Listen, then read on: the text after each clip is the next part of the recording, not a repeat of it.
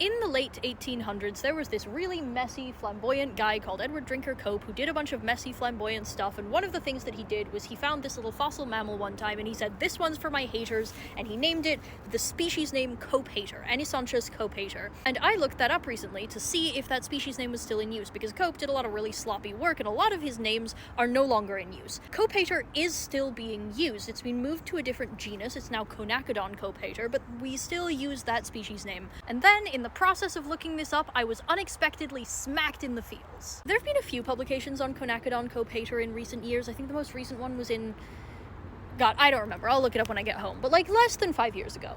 So people are still studying this animal. And I was thinking about this animal, and I was thinking, man, this is an unremarkable little guy. If one of them walked across my path right now, I wouldn't be that weirded out by it. It was small, it was fuzzy. If you care about the evolution of hoofed mammals, it might hold some answers to that. It apparently came from pretty close to the origin of that clade.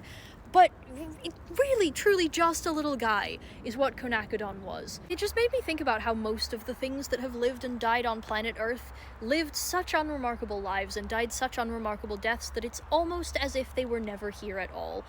And yet, there are these scientists who spend their entire lives scraping the fossil record for absolutely everything we can find out about them and writing it down so that other people can read it. Like, they're doing finite element analysis about the bumps in their molars and trying to figure out what other animals preyed on them, or what they preyed on, or what kinds of plants they lived around, and what was the climate like, and what was the weather like. Just absolutely every tiny little scrap of information they can find about these creatures' lives, and giving them names, even if they're sometimes stupid names to remember them by. I don't know, I think maybe on some crazy metaphysical level that means that there is hope for us, actually. That we have the curiosity and the care to plant a flag that says, "Here lies Conacodon. It was here."